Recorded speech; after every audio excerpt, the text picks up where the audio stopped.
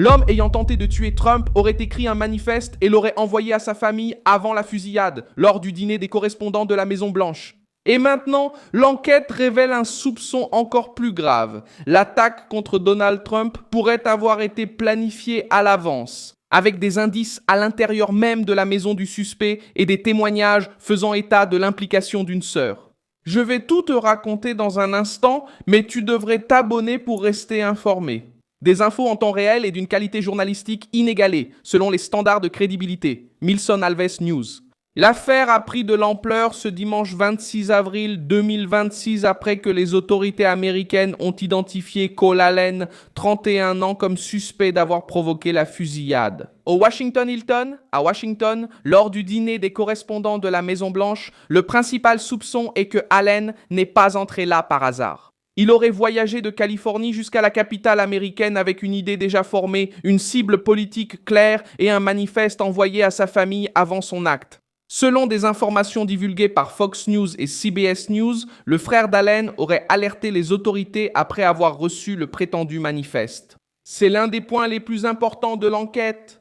Le document aurait été envoyé à des membres de la famille peu avant l'attaque et, dans celui-ci, le suspect aurait indiqué qu'il visait des autorités de l'administration Trump, sur ordre. En plus de l'importance, des noms les plus hauts jusqu'aux plus bas, la ligne qui pèse contre Allen est simple et dure.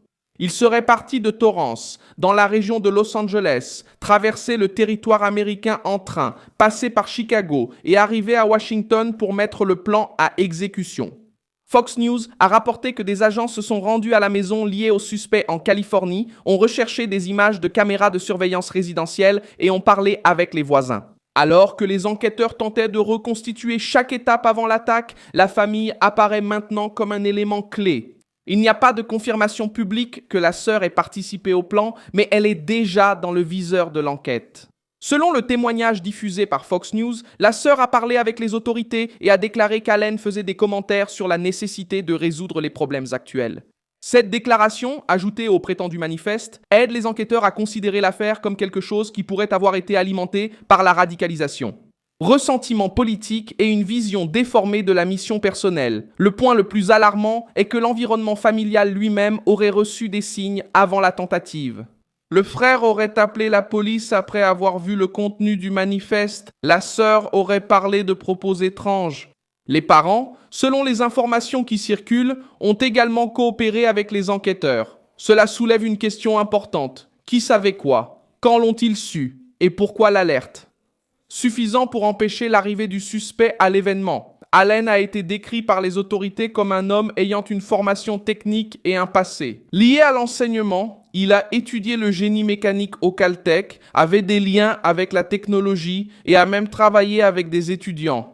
Dans les médias américains, ce contraste est devenu l'un des points les plus troublants. Comment quelqu'un avec un parcours, une famille et une vie apparemment ordinaire aurait-il pu en arriver au point de tenter de viser un événement présidentiel? La réponse commence à apparaître. C'est la radicalisation, pas une explosion soudaine, mais un chemin façonné par des idées, l'isolement, la révolte et la planification.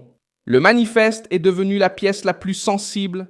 Selon CBS News, Allen aurait écrit que les employés de l'hôtel, les invités ordinaires et les agents n'étaient pas les cibles principales. Mais il a indiqué qu'il pourrait s'en prendre à eux pour atteindre des responsables du gouvernement Trump.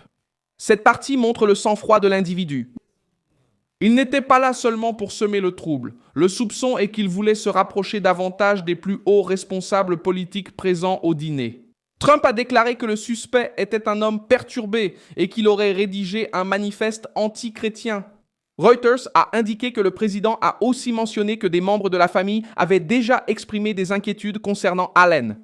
Pour Trump, l'affaire met une nouvelle fois en lumière le risque de violence politique contre sa personne et contre les membres du. L'enquête tente également de comprendre le lien d'Allen. Le groupe. Appelé Wide Awakes, le groupe a été cité comme un réseau ouvert, axé sur la collaboration créative et la réinvention du futur.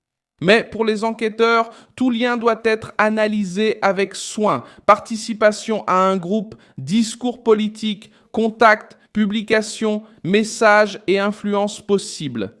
Rien de tout cela ne prouve, à lui seul, l'existence d'un réseau derrière l'attaque, mais tout est pris en compte lorsque le suspect laisse un manifeste et se rend à un événement où le président est présent. La maison à Torrance est devenue un point central. Des agents du FBI se sont rendus à l'adresse, ont frappé à toutes les portes, ont cherché des vidéos de caméras et ont parlé avec les habitants. Les voisins ont déclaré qu'ils étaient choqués d'apprendre que le suspect vivait dans ce quartier.